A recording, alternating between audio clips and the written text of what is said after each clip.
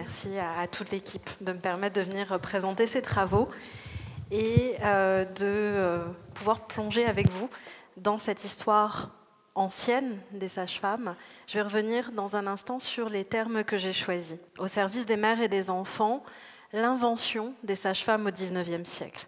Alors les sages-femmes qui sont dans la salle pourraient à juste titre réagir en disant que on n'a pas inventé les sages-femmes au XIXe siècle, puisque l'accompagnement de la naissance, c'est une réalité humaine de toujours. On pense même aujourd'hui, avec les travaux des éthologues, que l'accompagnement, c'est une réalité finalement de toutes les espèces qui peuvent même se rapprocher de l'espèce humaine dans la naissance. Or, cette invention des sages-femmes, je l'ai pensée à la fois sous un angle presque archéologique, une forme de découverte du rôle essentiel d'un point de vue social et politique que jouent les sages-femmes à partir du XIXe siècle en France et plus largement en Europe, et aussi d'invention des sages-femmes, si je puis dire, telles qu'on les connaît aujourd'hui. Même si évidemment, entre le XIXe siècle et le XXe siècle, j'aurai l'occasion de l'évoquer, il y a eu des évolutions tout à fait considérables. Alors, cette invention des sages-femmes, je vais, avant d'entrer dans le vif de mon propos, dire quelques mots finalement de ce qui m'a amené à travailler dessus. Au début de mes recherches, il y a maintenant presque une quinzaine d'années, je souhaitais travailler sur la médicalisation. Venant d'un petit département qui est désormais dans la même région que la vôtre, qui est la Corrèze, je m'intéressais effectivement à cette rencontre entre population rurale et praticiens de santé au sens large. Et c'est finalement un hasard, une découverte d'archives qui m'a menée sur la piste des sages-femmes, puisque les archives départementales de la Corrèze conservaient le fond de l'école de la maternité de Tulle, école qui avait été totalement oubliée. C'est-à-dire qu'elle ferme en 1895, et un siècle plus tard, plus personne ne se souvient qu'on a formé des sages-femmes à Tulle. Et j'ai été attirée finalement par ce sujet, par cette profession qui semblait tout d'un coup un petit peu disparaître des mémoires, qui était mal connue. Et aujourd'hui, la profession bénéficie depuis maintenant quelques années d'une visibilité un tout petit peu plus importante. Et on ne peut que souhaiter que cette visibilité s'accentue dans les années qui viennent. Mais c'est vrai que c'était une profession mal connue. Et d'une certaine manière, sa trace dans l'histoire était au diapason de cette méconnaissance. Alors, d'une première recherche sur la Corrèze, j'en suis venue à un travail plus large sur l'ensemble de la France qui m'a amené il y a quelques années à venir entre ces murs pour dépouiller les archives qui sont ici et plus largement à faire un petit tour de France des archives concernant l'histoire des sages-femmes. Alors je vais vous ramener dans le temps, très largement en arrière, au XVIIIe siècle, à un moment où on se pose pour la première fois la question du devenir des populations d'un point de vue politique. Ces populations sont-elles assez nombreuses? Sont-elles là pour soutenir la richesse ou la puissance d'un État? Et comment peut-on faire pour que ces populations puissent continuer à croître et à prospérer dans un contexte où la crainte de les voir disparaître est extrêmement présente?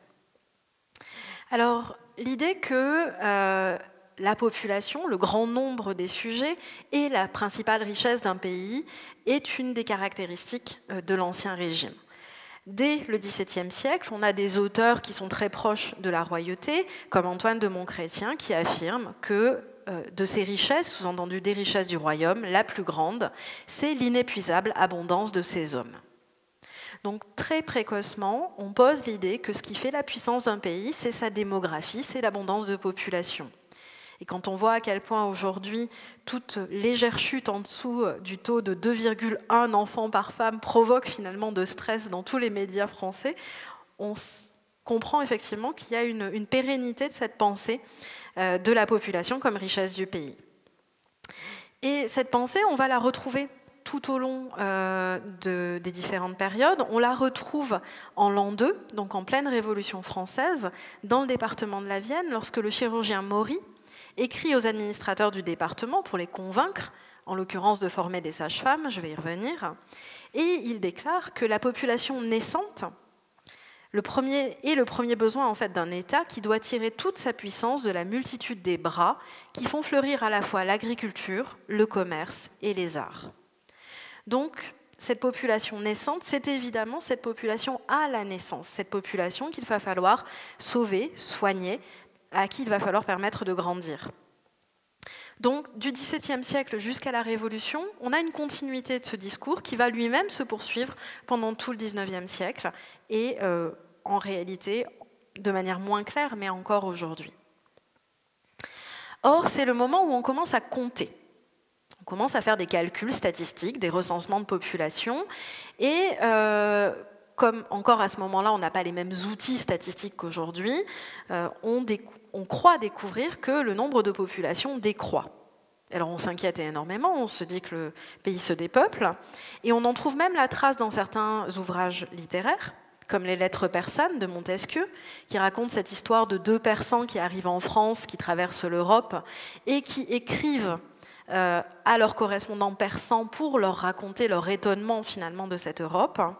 Et dans ces lettres persanes, on a cette lettre de Redi à Ouzbek qui s'interroge sur une chose qui cause tous les jours sa surprise. Comment le monde est-il si peu peuplé en comparaison de ce qu'il était autrefois? Comment la nature a-t-elle pu perdre cette prodigieuse fécondité des premiers temps? Serait-elle déjà dans sa vieillesse et tomberait-elle de langueur? Et on sent derrière finalement toute l'inquiétude de voir une population qui petit à petit diminuerait, et donc des espaces qui se videraient de leurs habitants. On est persuadé qu'à l'époque des Romains, il y avait énormément de gens partout, et que maintenant finalement les villes flottent dans leurs enceintes, comme dans un vêtement trop grand d'une certaine manière. Alors tout ça repose sur des bases qui sont totalement fausses, sur des calculs qui sont faux. Mais néanmoins, ça va très très fortement marquer les politiques. Le gouvernement royal, les intendants, donc l'échelon régional, et ça va les pousser effectivement à réfléchir aux raisons qui justifient cette baisse de la population. On pourrait imaginer que parmi les raisons avancées, il y ait l'idée que finalement les gens ne sont pas assez nombreux parce qu'ils n'ont pas assez à manger, parce qu'ils n'ont pas assez de soins. Mais ça, ce sont des questions que ne se posent pas vraiment les gouvernements royaux. Or, on va trouver assez rapidement une raison qui met tout le monde d'accord. C'est l'idée qu'on prend mal soin des enfants à la naissance et qu'on prend mal soin des mères. Et on va parler, pendant toute une partie du XVIIIe siècle, du grand massacre des innocents. Alors, ce grand massacre des innocents, je vous ai présenté ici l'extrait d'un texte qui, lui, vient de l'Ariège, qui date de la période révolutionnaire, et qui est assez révélateur en fait de cette inquiétude vis-à-vis de la mort des enfants à la naissance. Alors le texte est d'un lyrisme totalement échevelé. Le tableau des manœuvres que d'indignes artistes, alors artistes au sens en l'occurrence de médecins, d'hommes de l'art, de chirurgiens plutôt, pratiquent dans ces circonstances fait frémir. On les voit journellement déchirer les chairs, meurtrir les viscères, mutiler, arracher les membres et séparer la tête du corps des tendres enfants.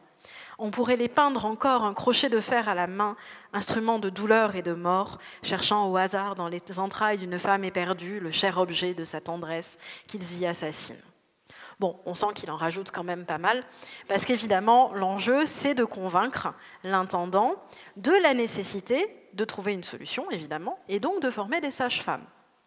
Alors, pendant plusieurs décennies, on a des textes de ce type-là, qui sont assez pénibles à lire quand vous les lisez en série, et qui, à peu près au moment de la Révolution, s'adoucissent un peu, puisque finalement, on a réussi à convaincre et on ne voit plus trop l'intérêt de traumatiser les pauvres administrateurs en leur infligeant des textes de ce type.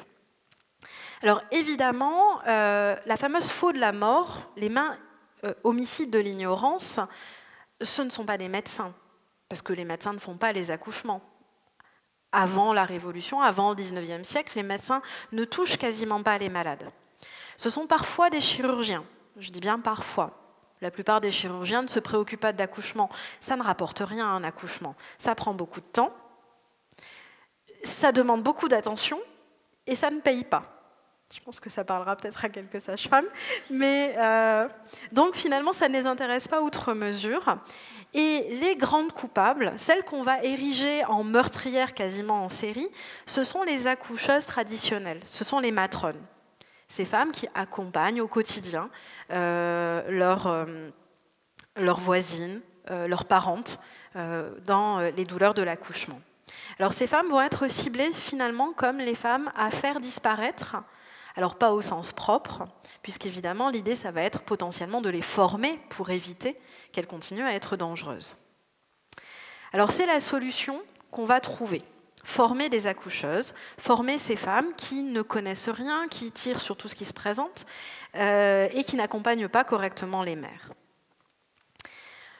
Parmi les personnes qui vont prendre en charge cette formation des accoucheuses à partir du XVIIIe siècle, dès les années 1760, on a une sage-femme, Angélique Marguerite Le Boursier du Coudray, qui est une sage-femme auvergnate à l'origine, puisqu'elle vient de ce qui est aujourd'hui plus ou moins le Puy-de-Dôme.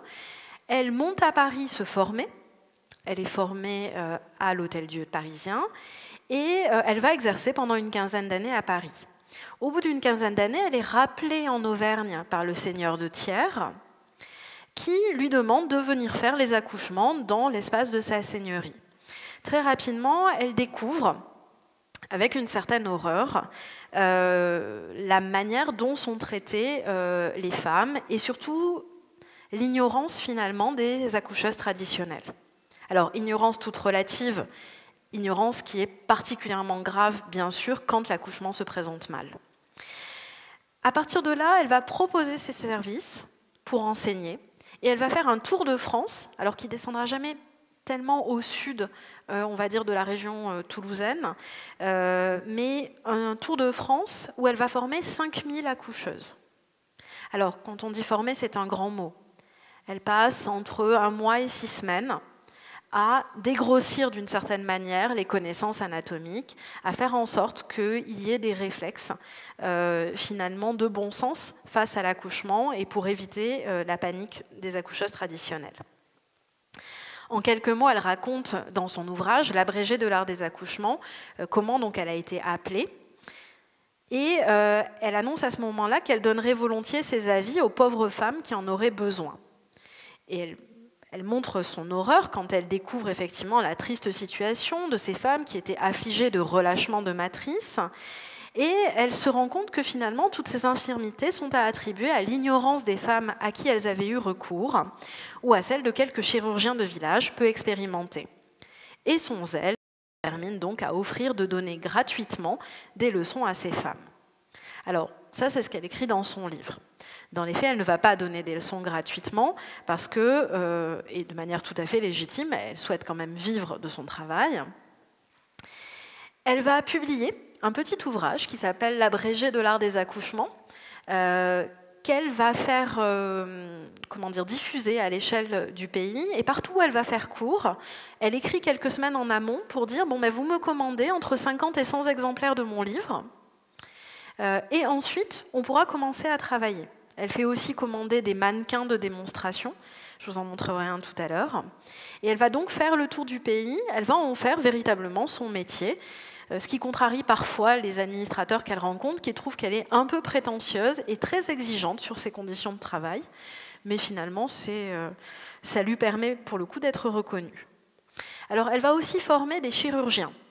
Elle va former des sages-femmes, mais elle va aussi former des chirurgiens dans l'idée que par la suite, ils formeront à leur tour d'autres sages-femmes. Parmi ces chirurgiens, on a par exemple Amable Augier-Dufaux, qui lui est en Picardie, qui va à son tour publier un petit catéchisme sur l'art des accouchements. Alors, on utilise le terme catéchisme pour désigner en fait des petits ouvrages qui sont par questions et réponses. Donc, à quoi correspondent les eaux du bassin, et là on détaille les eaux du bassin, etc. etc. Et l'idée c'est qu'en fait, les élèves apprennent par cœur les questions et les réponses et se créent des automatismes. Bon, parmi les autres très grands obstétriciens du temps, on a Jean-Louis Bodelock, qui est un Picard lui aussi, et qui est par ailleurs un condisciple de celui qu'on vient de voir à l'instant, et qui va publier ce que j'ai appelé un peu le best-seller du tournant des XVIIIe et XIXe siècles, le petit Bodelock, les principes sur l'art des accouchements par demande et réponse. Donc la même logique que ce qu'on a vu précédemment. Alors Bodelock, lui, va essentiellement exercer en région parisienne. Il a failli mettre au monde le petit roi de Rome, le fils de Napoléon. Manque de chance, il est mort 10 jours trop tôt. Mais il a mis au monde le futur Napoléon III. A posteriori, il n'a pas eu le bonheur, effectivement, de profiter du fait qu'il avait mis au monde un empereur. Alors, bien évidemment, ces quelques figures de chirurgiens, une figure comme Madame du Coudray, ne sont pas des figures générales. Le quotidien, en réalité, c'est d'être accompagné par les femmes de son entourage, par les femmes de sa famille. En fait, la coucheuse traditionnelle, c'est une femme qui a eu plusieurs enfants, qui a vécu dans sa chair l'accouchement, et qui va donc accompagner ses voisines, ses proches, dans ce contexte. D'ailleurs, le subdélégué de Loudun le dit bien en 1786, alors que le contrôle général des finances, donc le gouvernement royal, a décidé à ce moment-là de faire une grande enquête sur les sages-femmes du royaume. Il déclare que dans sa subdélégation, donc c'est l'équivalent d'un gros arrondissement, on va dire, que lorsqu'une femme se trouve dans les douleurs de l'enfantement, elle appelle sa parente ou sa voisine, qui n'ayant aucune expérience, il s'ensuit, il y a une faute d'orthographe, désolée, les plus grands inconvénients par leur impéritie lorsque les accouchements n'ont pas un cours naturel. Alors évidemment, l'objectif de cette enquête, c'est d'obtenir des moyens pour former des sages-femmes. Donc on ne va jamais vous dire que la plupart des accouchements, malgré tout, se déroulent bien.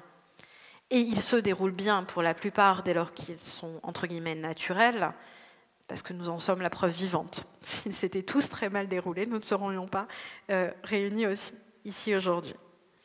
Donc on a cette présence de l'entraide féminine au quotidien dans les campagnes. Le Poitou va connaître assez précocement une mise en place de cette formation pour les sages-femmes. Madame du Coudray y passe en 1765, ce qui est assez précoce, hein, elle a commencé son tour de France en 1759. Elle était en Limousin en 63, elle est à Poitiers en 65. Et visiblement, elle va être au contact de certains chirurgiens, le chirurgien Maury en particulier à Poitiers, qu'elle va former et qui vont reprendre le flambeau pour continuer les cours, que ce soit à Poitiers, mais aussi plus largement à l'échelle de la région, à Loudun, à Saint-Mexan ou à Fontenay-le-Comte. Alors, on a des cours qui restent pérennes. Hein. Celui de Maury à Poitiers va tenir jusqu'à la Révolution, voire un peu au-delà. Et celui de Gilles Latourette à Loudun, qui va continuer aussi de manière assez efficace. Alors, la Révolution, on a tendance à voir cette période comme une période, finalement, d'écroulement de tout. Plus rien ne fonctionne pendant quelques années, ce qui est assez logique, parce que quand on fait une révolution, on reconstruit aussi de la base toute une série de choses. Mais dans les faits, la formation obstétricale ne va pas disparaître. Alors, en 1790-91, partout où vous avez des départements qui sont notés en marron foncé, vous avez des cours qui fonctionnent.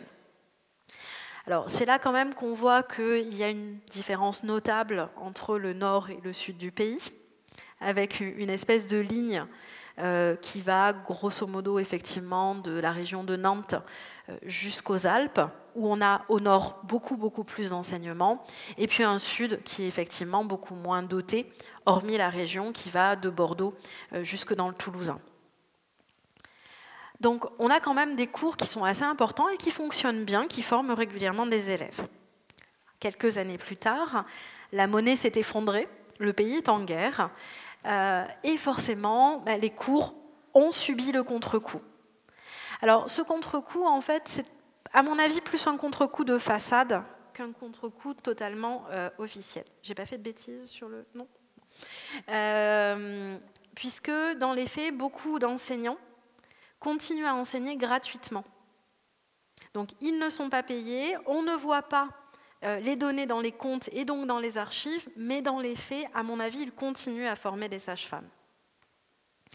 Donc on a un pays qui continue à se préoccuper de la formation de ces sages-femmes, même dans une période politique complexe.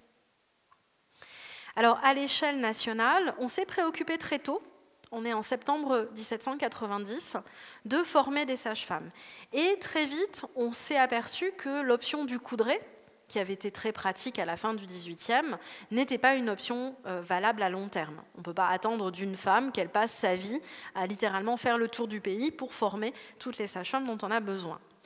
Et c'est d'ailleurs dit par le député Lebrun, il faut que cette instruction se trouve partout. Et ce n'est pas un seul individu qui peut la répandre dans tout le royaume. Donc l'idée qu'on va couvrir le territoire par des cours, ce qui est déjà en partie le cas, mais l'objectif, c'est évidemment de le systématiser, et de le systématiser à l'échelle départementale. La formation des sages-femmes, c'est une compétence, si je puis dire, pour utiliser un mot très actuel, départementale, pendant tout le XIXe siècle, et y compris pendant une partie du XXe. Alors, à l'époque révolutionnaire, comme je vous le disais, on a des cours qui se poursuivent dans la région, le cours de Maury et le cours de la Tourette.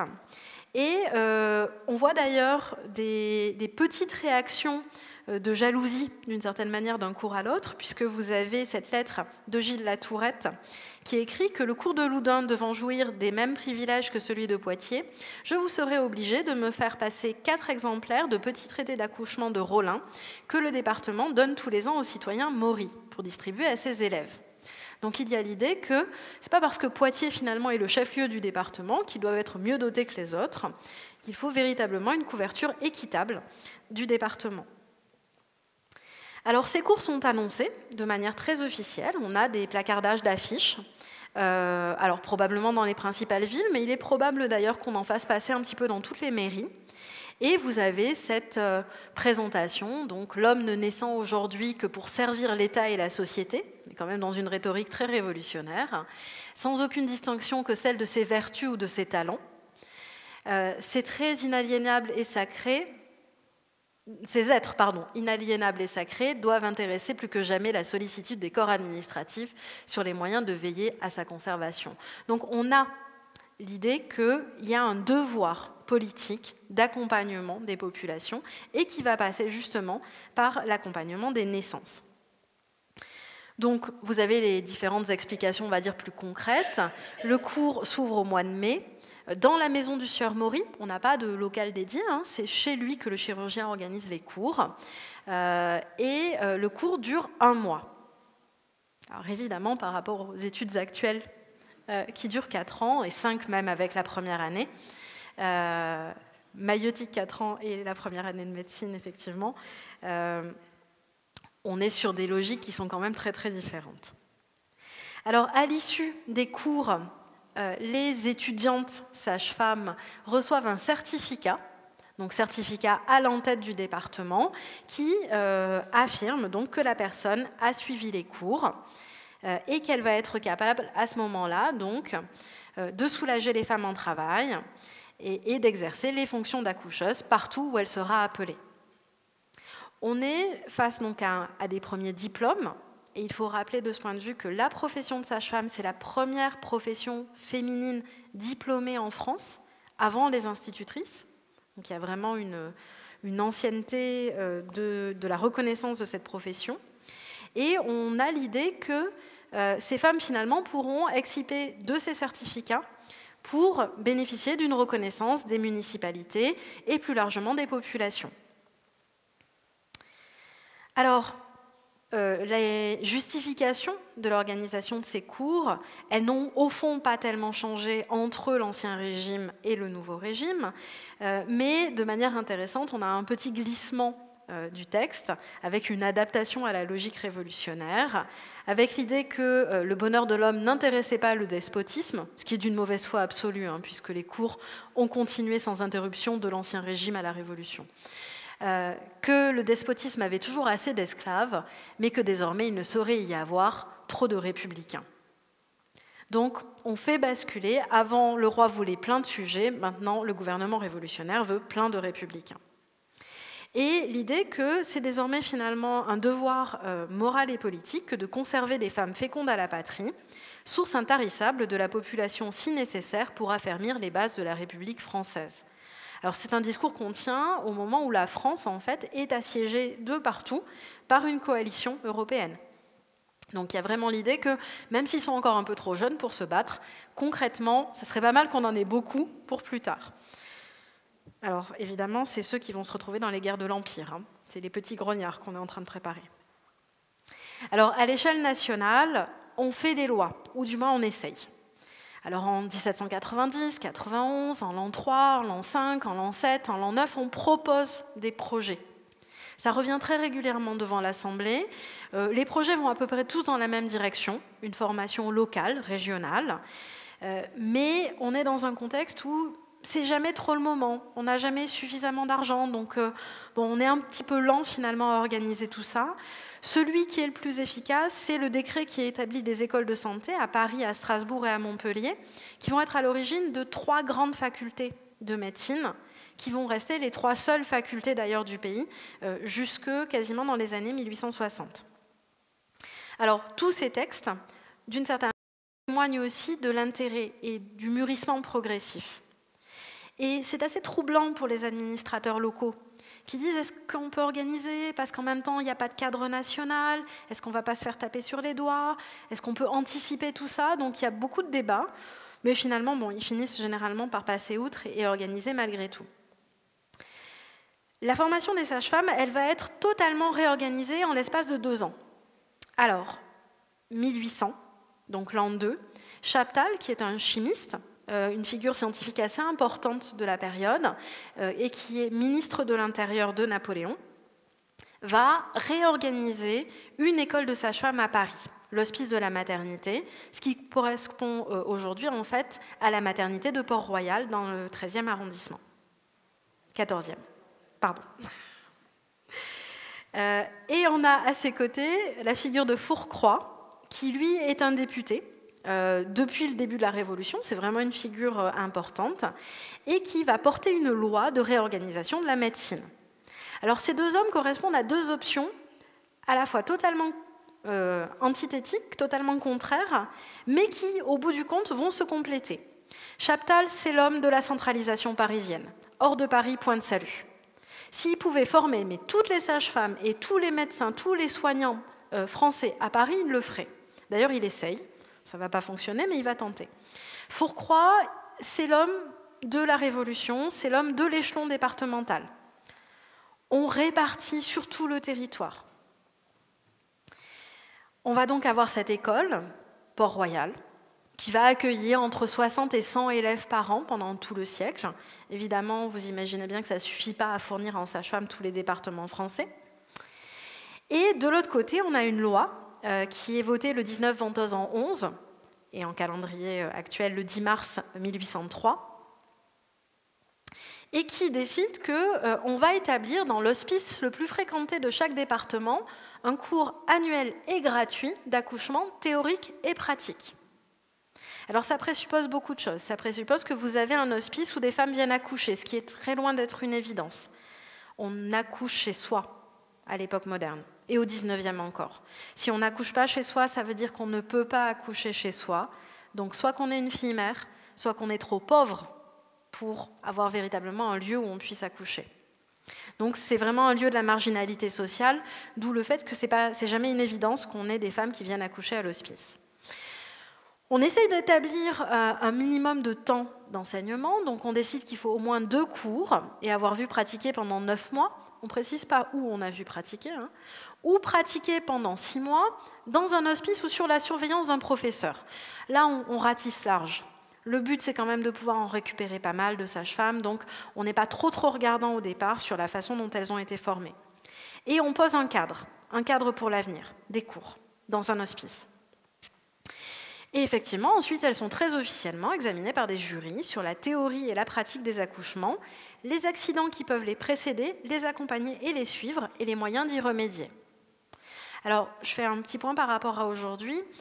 En théorie, aujourd'hui, le champ d'exercice de la sage-femme, ce sont ce qu'on appelle les accouchements physiologiques, les accouchements qui ne sont pas compliqués de pathologie. Historiquement, la sage-femme va surveiller l'ensemble des accouchements. Pour une bonne et simple raison, on ne va pas dépenser à l'échelle du pays des centaines de milliers de francs pour former des femmes qui ne pourront pas accompagner des accouchements compliqués.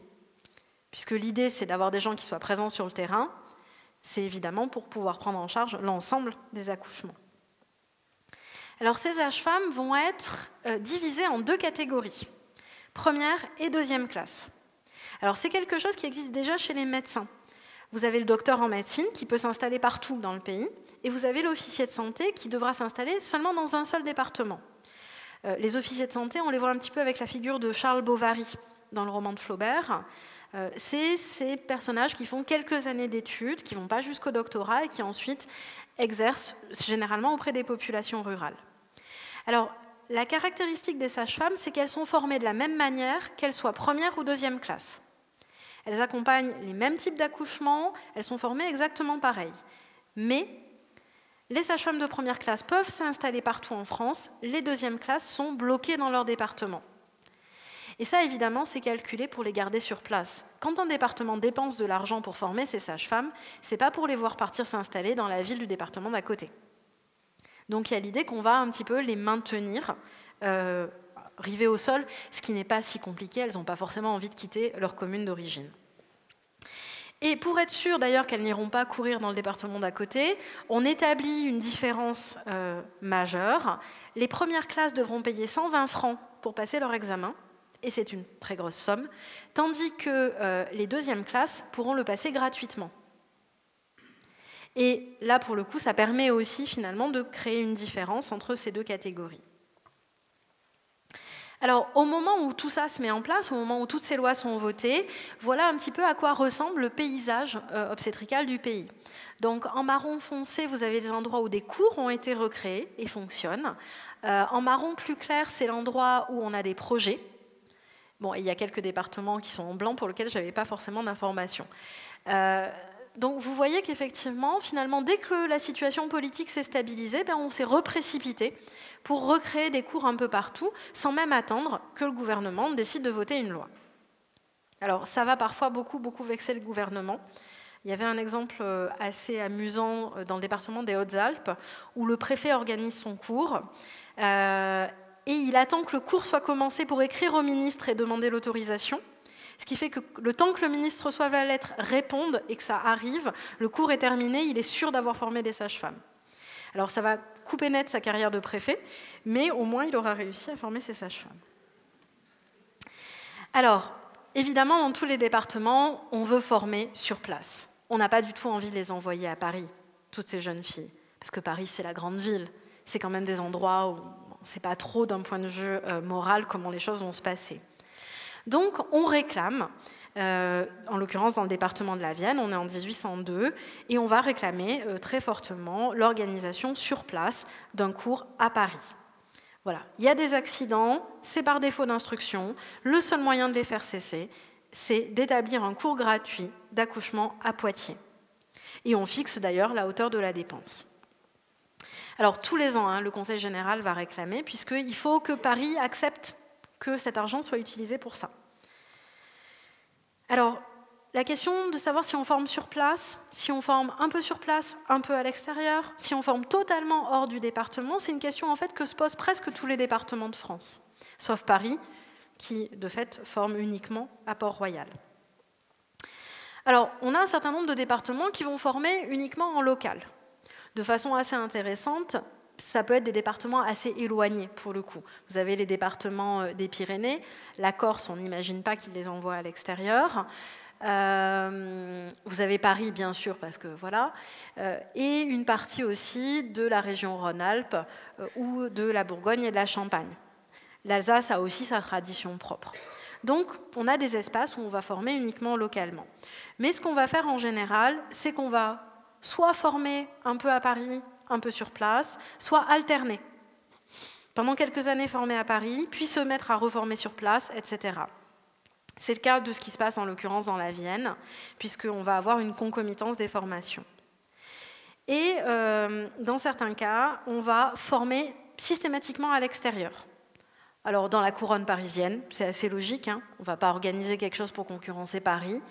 Et puis, paradoxalement, dans une grande partie du Massif central, où on met un point d'honneur à envoyer les étudiantes à Paris. Il y a un côté finalement assez prestigieux à former à l'extérieur. Et vous avez un département comme la Dordogne, où on se vante de ne former que des sages-femmes à Paris. Voilà, en Dordogne, on met l'argent et on forme des sages-femmes à Paris. Dans le cas de Poitiers, on réouvre officiellement le cours en 1807. Je suis quasiment persuadée que des cours ont existé dans l'intervalle. Simplement, ils n'étaient pas officiellement reconnus. Et à partir plus ou moins de la même date, on va envoyer tous les ans 1 à 2 élèves à Paris. Donc vous avez à la fois une formation locale et une formation parisienne. La formation parisienne arrivant en complément parfois de la formation locale. Alors jusqu'en 1834. En 1834, on dit qu'il serait peut-être bien qu'on réorganise une formation un peu plus poussée sur place. Ils vont mettre 10 ans. Mais bon, 10 ans pendant lesquels ils n'envoient plus personne à Paris. Mais il y a en tout cas une volonté. Alors ces cours fonctionnent sur des formes qui sont assez variées. Soit vous avez finalement le cours qu'on va faire à l'hospice du coin, donc dans l'hôpital du coin, où les femmes vont venir régulièrement pendant soit plusieurs mois, soit un mois, plusieurs années de suite, et elles verront les accouchements qui se feront à ce moment-là à l'hôpital. S'il n'y en a pas, elles ne voient pas d'accouchement. Donc on est vraiment dans une configuration, on est sur des cours très théoriques. Sauf si le chirurgien réussit éventuellement à convaincre ses patientes à lui de se laisser examiner dans ce cadre-là, ce qui est loin d'être évident. Ou alors, ça c'est l'autre option qui coûte beaucoup plus cher au département, on fait carrément une véritable école avec un internat et avec une réception de femmes enceintes. C'est l'option que prendra le département de la Vienne, mais à partir de 1844. Alors ces cours, ils vont avoir des durées variables. Je vous disais tout à l'heure que Madame du Coudray, ça pouvait être 1 mois, 6 semaines. On a encore des départements qui continuent sur ce rythme-là au cours du 19e. À Chartres, ils font 2 fois 6 semaines dans l'année, 3 mois par an. Alors ça ne veut pas forcément dire qu'on s'arrête au bout d'un an. Certaines femmes reviennent 1, 2, 3 ans d'affilée. À Dijon, ils sont aussi très rapides, ils font 1 mois par an, 2 années de suite. Et à Bourg-en-Bresse, 4 mois par an. À l'inverse, vous avez des départements où, au contraire, on est sur de la formation très longue. Paris, bien sûr, 6 mois puis 1 an, et en général, en fait, on y fait 2 ans. À Rodez, on est sur 6 mois par an, 3 années de suite. Et dans mon très cher département corrézien, on est sur 9 mois par an, 3 années de suite, ce qui faisait dire à mon méchant directeur de thèse que c'est parce que les corréziennes avaient la tête dure. Alors, dans le cas de Poitiers, on a un petit peu les deux options. On a l'option court ultra rapide pendant longtemps. On les fait venir 1 mois par an, 3 années de suite. Alors, avec ce côté très gênant qui est qu'évidemment, pendant les 11 mois d'intervalle, non seulement elles ne peuvent pas exercer parce qu'elles ne sont pas encore officiellement sages-femmes, mais en plus elles risquent d'oublier de manière très importante ce qu'elles ont appris. De surcroît, ça n'est qu'un cours théorique. Mais à partir donc, alors, la décision est prise en 1942, à partir de 1944, on décide qu'elles vont étudier 4 mois d'affilée, 2 années de suite. Donc 8 mois au total, on a vraiment un saut qualitatif dans la formation et une instruction qui sera désormais clinique, donc auprès des femmes enceintes. Alors auprès des femmes enceintes, encore faut-il en avoir des femmes enceintes à disposition. À Poitiers, il y a par tradition un hospice de la maternité, alors qui se balade. Malgré tout, il est au départ rattaché au dépôt de mendicité au tout début du XIXe siècle. Il y a quelques femmes qui viennent accoucher. Puis, quand le dépôt de mendicité ferme, on va l'annexer à la prison, ce qui n'enthousiasme clairement pas le département, qui trouve que annexer une maternité à une prison, c'est quand même pas extraordinaire. Et on hésite, on envisage de le mettre dans le couvent des pénitentes, puis finalement, on va carrément acheter une maison pour installer l'hospice de la maternité et avoir finalement un espace uniquement consacré aux femmes enceintes et aux accouchées. Donc c'est en 1944 que le département débourse une somme tout à fait considérable pour acheter une maison, la maison Fourreau de Bourgard. Alors avec des histoires de réparation sans fin, puisque quand il s'installe, quelques jours plus tard, le plancher de l'appartement de la sage-femme s'effondre, donc il faut le réparer en urgence. Voilà, il y a des années et des années de discussions autour des travaux à faire dans cette maison. Mais ce qui va surtout compter à partir de là, c'est qu'on va recevoir des femmes enceintes et des élèves sages-femmes au même endroit. Et on a là, pour le coup, une rencontre entre une assistance sociale, à proprement parler, et une formation clinique, avec un lien qui se crée de manière très importante. De surcroît, Poitiers a quand même à cette époque-là une école secondaire de médecine. Et ça va être l'occasion, puisque désormais on a des femmes enceintes sous la main, de former les étudiants de l'école secondaire de médecine pendant le temps où les élèves sages-femmes ne sont pas là. Parce que bien évidemment, on ne fait surtout pas se croiser les étudiants en médecine, terribles carabins qui pourraient faire des plaisanterie de mauvais goût, et les étudiantes sages-femmes dont il faut préserver, si ce n'est la candeur, du moins une forme d'innocence et de pureté. Donc, ce dont on s'aperçoit, c'est que tous les ans, on a 15 élèves qui viennent se former, et l'école réussit d'ailleurs à avoir une certaine réputation, puisque les élèves du département de la Nièvre viennent se former à Poitiers après la fermeture de l'école de Niort. Alors, le règlement est extrêmement précis, donc on définit ce que doit être la future élève sage-femme. Elles doivent être âgées de minimum 20 ans, donc des jeunes femmes quand même déjà capables d'abord de résister aussi aux fatigues physiques, etc., de 20 à 30 ans. On considère qu'entre 20 et 30 ans, il est possible de leur apprendre quelque chose. Passé 30 ans, c'est terminé, elles ne retiendront plus rien.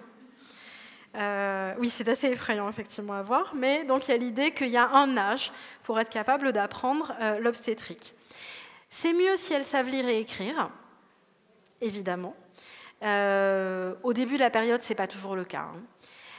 Et on considère qu'il ne faut surtout pas qu'elles soient nourrices ou enceintes pendant le temps de leur cours. Puisque, évidemment, il va falloir qu'elles se consacrent pleinement à leurs enseignements. Alors, ces élèves sont admises moyennant une pension. Dans les faits, c'est le département qui va payer en fait, les pensions pour tous les frais de logement et de nourriture des élèves. Et effectivement, elles n'ont pas le droit de sortir, ou quasiment pas. Elles peuvent sortir 2 fois par mois, le dimanche ou le jeudi. Donc c'est assez amusant parce qu'on est quasiment sur le mode ultérieur des journées libres des élèves dans l'enseignement primaire. Et elles ne doivent pas sortir seules. Il faut que ce soit quelqu'un de la famille qui, très officiellement, vienne les chercher. Alors, ce sont des précautions qui sont prises partout. Et à Paris, d'ailleurs, à partir de 1807, toutes les jeunes filles sont internes d'office, puisque quelques mois auparavant, on a un cas, qui ne devait pas du tout être amusant pour la jeune fille, mais le responsable de l'hospice de la maternité de Paris écrit très gêné au préfet de l'Ariège en lui disant « Bon, alors, votre élève, on ne pourra pas vous la renvoyer comme prévu à la fin de l'année, elle va faire 6 mois de plus, elle aura son diplôme, évitez d'en parler à la famille, parce que, bon, vous comprenez, au départ, elle n'était pas interne, elle a rencontré un jeune homme de son pays. La question a été réglée, quand elle reviendra, elle ne sera pas chargée d'enfant, parce que l'enfant a été abandonné. Mais effectivement, évitez de trop disperser, parce que les familles déjà n'ont pas tellement confiance. Alors effectivement, quelques mois plus tard, on change le règlement, on met tout le monde en internat, sans autorisation de sortie. Alors ces élèves, elles viennent de milieux relativement modestes, pour plusieurs raisons. Alors, quand on lit les textes, on a l'impression que pour tous ces administrateurs, c'est une évidence. Il faut les tirer de la classe des pauvres. Et elles sont toutes de la classe pauvre de la société. Et cette espèce d'évidence est une évidence construite, puisque les gens ne payeront pas pour des accouchements, ou presque pas cher en tout cas, surtout si l'accouchement n'est pas compliqué. Ces femmes ne pourront pas beaucoup gagner leur vie. Donc il faut qu'elles viennent de milieux où on a déjà l'habitude, très prosaïquement, de tirer la langue, pour qu'elles n'attendent pas de gagner beaucoup plus dans le cadre de leur profession. Alors ça a un côté terriblement cynique, mais effectivement il y a l'idée qu'il ne faut pas qu'elles attendent de faire fortune dans ce métier-là, surtout pas. Et l'idée aussi, et ça on va dire que ça relève plus de la sociologie plus largement, l'idée que si elles viennent de milieux modestes, on leur fera plus naturellement confiance dans des milieux modestes. Qu'elles sauront parler aux milieux ruraux, qu'elles sauront parler aux catégories pauvres des espaces urbains. Donc il y aura une forme de continuité, qu'elles seront finalement les institutrices de la médicalisation dans ces milieux-là. Alors, elles viennent de milieux qui sont malgré tout un tout petit peu atypiques pour l'époque. Il y a des filles de paysans, mais plutôt peu à l'échelle de l'ensemble de la population. On est sur une population avec autour de 70% de paysans. Là, on est sur 30% de sages-femmes qui sont des filles de paysans. Et elles viennent du milieu de la boutique, soit le petit artisanat, soit le petit commerce. Donc des filles de chapeliers, de cordonniers, etc.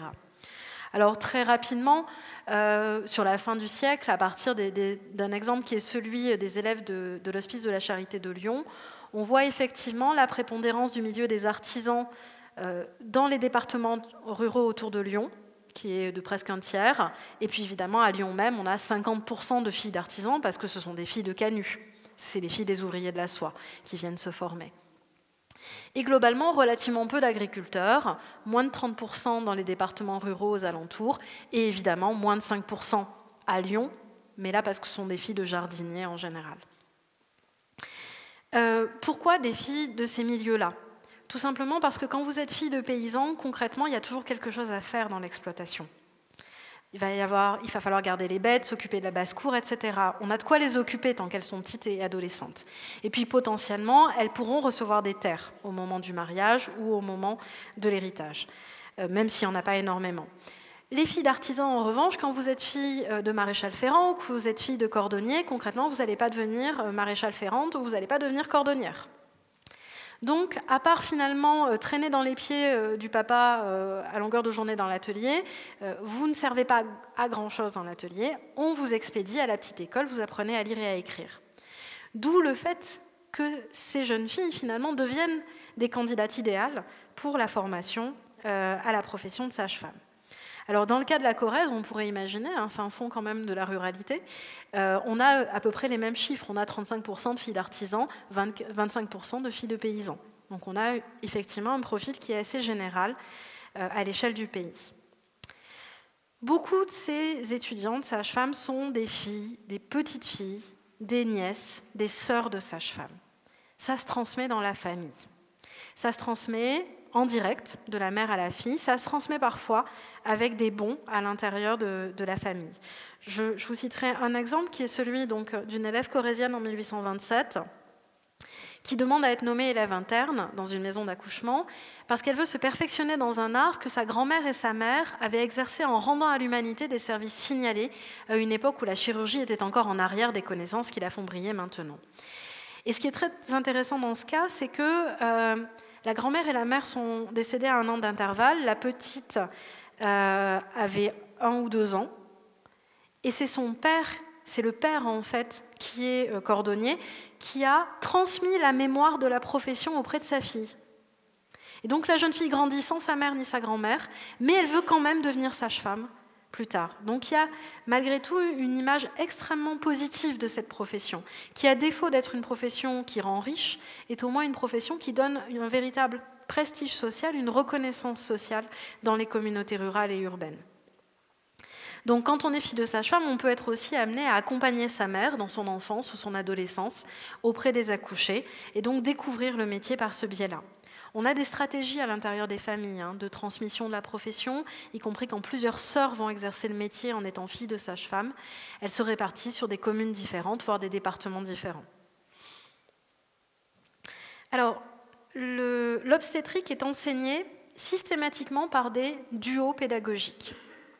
Je vous ai noté ici le duo parisien, qui correspond à des très grandes figures de l'obstétrique du 19e. Marie-Louise Lachapelle, la sage-femme de Port-Royal, la sage-femme en chef, celle dans la salle de naissance de qui on ne rentrait pas si on n'était pas invité, très clairement. C'est une figure d'ailleurs qui fait hurler tous les obstétriciens européens, parce que quand vous avez des grands pontes de l'obstétrique allemand qui arrivent à Paris, ils veulent évidemment voir l'hospice de la maternité. Et si Madame Lachapelle a décidé qu'elle ne voulait pas les recevoir, eh bien, ils restent à la porte.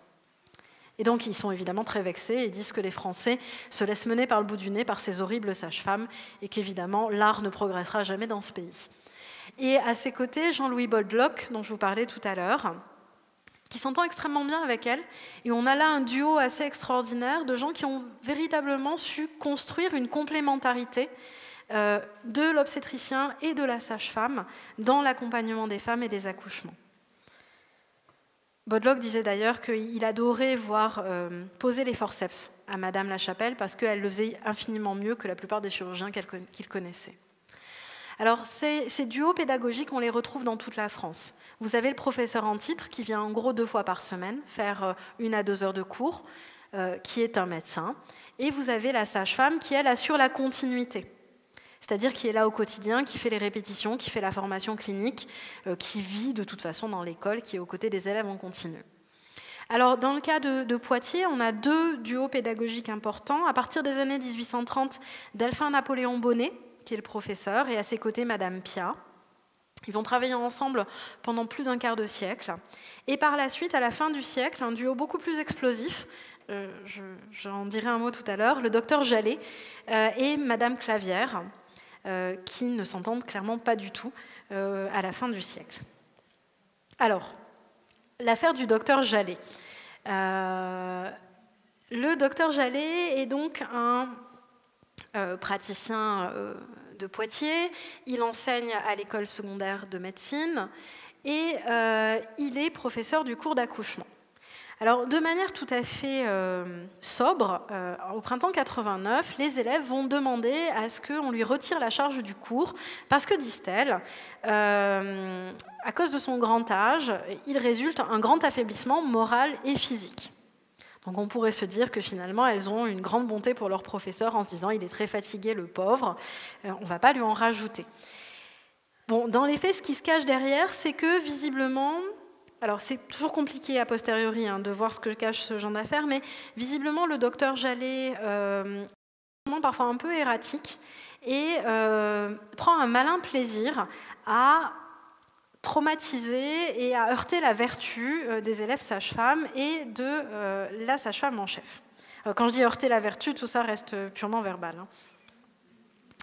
Alors, on a donc des témoignages quelques mois plus tard, puisque évidemment, elles ont commencé par une demande tout à fait polie, et puis quand même, vu que ça n'a pas fonctionné quelques mois plus tard, elles ont fini par expliquer ce qui se passait.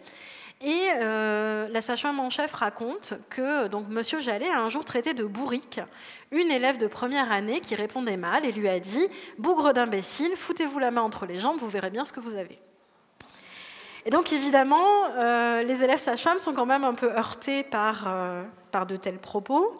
Et on a le témoignage d'une jeune femme qui est venue d'Angers à Poitiers, donc qui paye pour ses études, en l'occurrence, pour finir ses études, et qui dit que, bon, tout d'abord, elle ne comprend rien au cours, donc déjà remise en cause des capacités pédagogiques, et que ce dernier ne leur disait que des cochonneries et des saletés, que M. Jallet leur a parlé de la nuit de noces, qu'il fallait pousser dur et ferme. Il disait « aïe, aïe » et faisait aussi des gestes. Il nous comparait aux femelles des animaux. Bon, je suis moi-même restée très sobre. Il y en a plusieurs pages de plaintes et de récits. Et visiblement, elles arrivent toujours à trouver des exemples nouveaux, puisque les mêmes exemples ne reviennent pas forcément d'un témoignage à l'autre. Donc, bon, on a là l'exemple de quelqu'un qui soit est un libre penseur qui s'amuse finalement à voir rougir et se décontenancer ces petites jeunes filles à qui on a expliqué qu'il fallait être extrêmement vertueuse parce que de là découlerait la confiance des populations et qui se disent que déjà elles en savent un peu trop par rapport aux jeunes filles de leur âge, donc on leur dit surtout conservez cette fleur d'innocence malgré votre savoir, ou alors quelqu'un qui à un moment très pratiquement, comme on le dirait aujourd'hui, part un peu en vrille et se dit que perdu pour perdu, il est en fin de carrière et qu'il va s'amuser. Alors là où c'est un peu plus compliqué, c'est qu'il accuse la sage-femme en chef de ne pas forcément faire bien son travail et il l'accuse même d'avoir tordu le cou à un nouveau-né, alors que très concrètement, il est dit et tout le monde témoigne que non, l'enfant a bien crié à la naissance, il était vivant à la naissance, il est décédé très rapidement après. Donc on a là des histoires assez complexes qui témoignent néanmoins du fait que toutes ces collaborations ne sont pas forcément des longs fleuves tranquilles.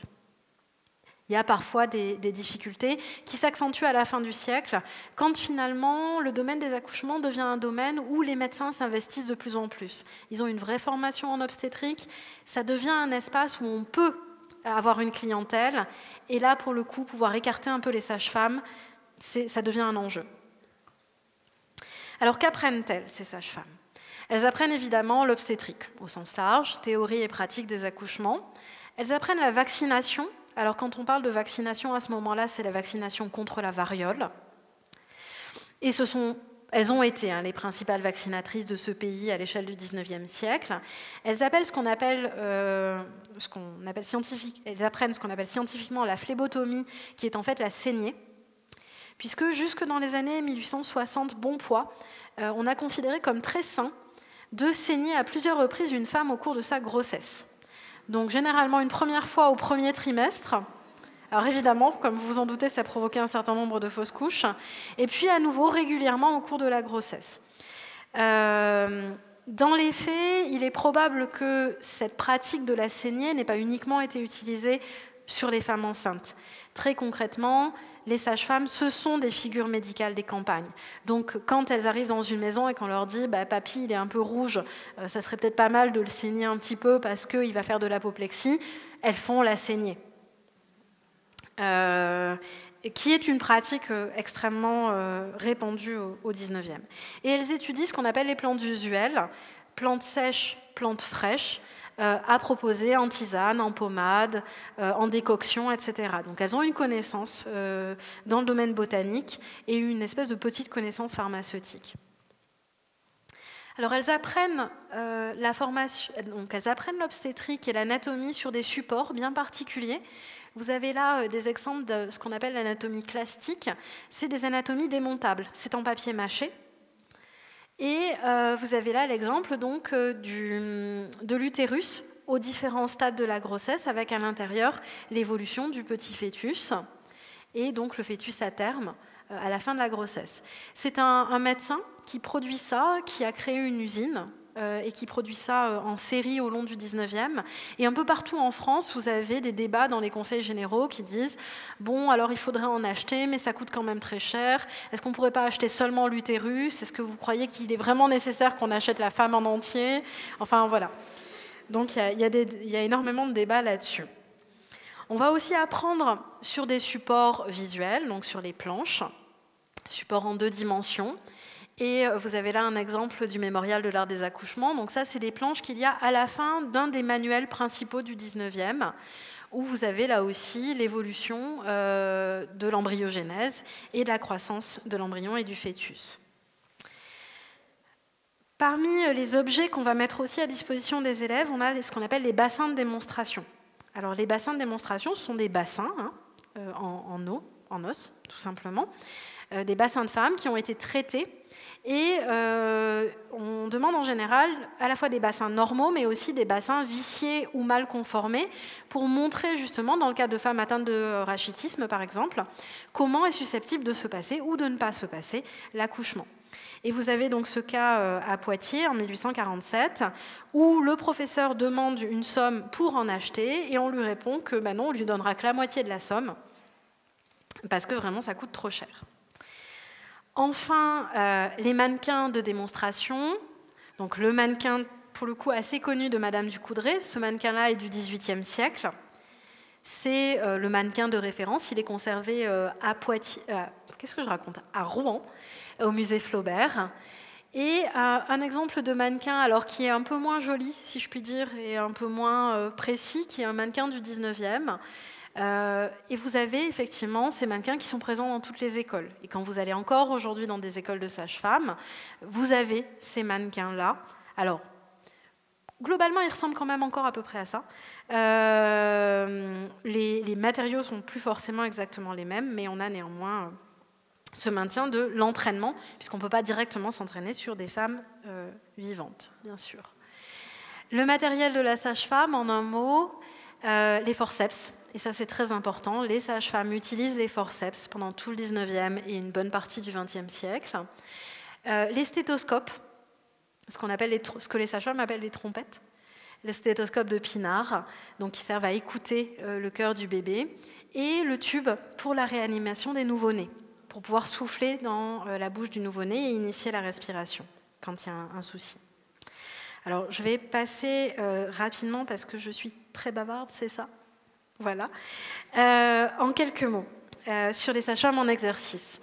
La sage-femme va toujours osciller entre une vision extrêmement positive, la sage-femme, les bébés, les choux, qui va donner lieu d'ailleurs à un des premiers films réalisés par une femme qui s'appelle La Fée aux choux, qui met en scène une sage-femme. Et puis la vision très négative où vous avez cette sage-femme avec un côté un peu sorcière, un fœtus dans un bocal, qui saigne, vaccine et prend des pensionnaires. Cette sage-femme, évidemment, on la soupçonne d'accueillir des femmes enceintes et de les faire ressortir comme par devant, pas forcément uniquement pour les avortements, mais beaucoup plus pour les abandons. Et c'est d'ailleurs ce dont se plaignent les administrateurs de la Vienne en 1845, disant qu'on a une coupable industrie des accouchements clandestins et des expositions, et que des accoucheuses illégales se mettent en cheville avec des élèves sages-femmes pour encourager les femmes à abandonner leurs enfants. De manière générale, on considère que l'influence des sages-femmes dans ce domaine-là est relativement funeste et qu'elles excitent les femmes, généralement célibataires, à abandonner leurs enfants. C'est un problème qu'on a aussi très largement à Paris, où on considère qu'il faut les surveiller de très très près pour éviter qu'elles nourrissent, si je puis dire, en grande quantité les hospices d'enfants trouvés. Alors bien sûr, elles sont présentes auprès des femmes célibataires, en priorité, puisqu'évidemment, ces femmes-là n'ont pas forcément à leur côté de famille pour les assister. Dans le cas de la Corrèze, on a des communes où elles déclarent finalement près de 7 à 10% des naissances.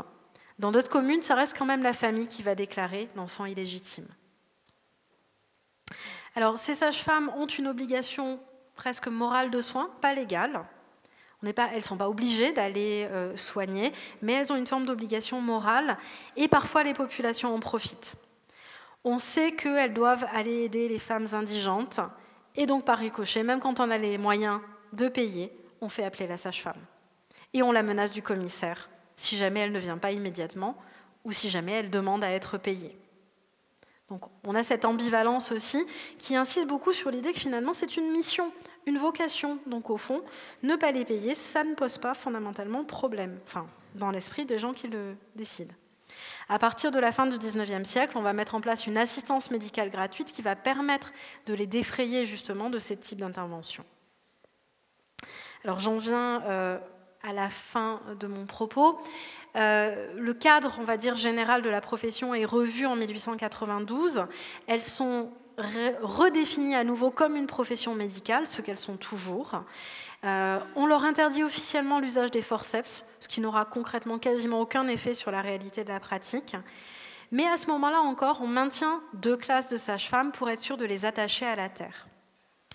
À l'échelle du siècle, plus de 60 000 sages-femmes vont être formées dans le pays. Donc on a véritablement une couverture du pays en praticiennes de santé qui est extrêmement importante et qui, dans les faits, est équivalente à celle des médecins. Vous avez en 1896 13 400 médecins, 13 600 sages-femmes, ce qui signifie concrètement que, puisque les médecins sont généralement en ville, la figure médicale qu'on voit le plus fréquemment, c'est la sage-femme. Elles sont présentes dans la plupart, pour le coup, des cantons. Ça pose la question de savoir d'ailleurs s'il faut continuer à en former autant, pour qu'elles ne risquent pas de se trouver dans une situation où elles manqueraient de ressources et où elles se tourneraient justement vers le trafic d'abandon, voire vers les avortements. Alors, les écoles de sages-femmes restent présentes sur le territoire. Certaines ont disparu, mais globalement, le tissu reste extrêmement stable. 1900, 1917, vous avez cette couverture du territoire qui reste très importante. Et en 1916, et c'est là-dessus que je terminerai, on finit par admettre qu'il faut réunifier cette profession, réunifier ce corps sur le niveau d'exigence le plus élevé. Et donc la loi d'août 1916 crée une seule classe de sages-femmes sur la base de la première classe et le niveau d'études de la première classe qui pourra désormais exercer dans tout le pays. Dans un contexte où la circulation est plus fluide, où on bouge plus facilement, où la rémunération malgré tout s'est un peu améliorée, on n'est plus autant obligé d'attacher les sages-femmes. Je trouve toujours assez joli qu'on se soit préoccupé du devenir des sages-femmes en pleine guerre, alors qu'on est en train de perdre quasiment toute une génération. Au milieu de la guerre, on s'est préoccupé finalement du futur après-guerre et du renouvellement de la population du pays. Je vous remercie de votre patiente attention.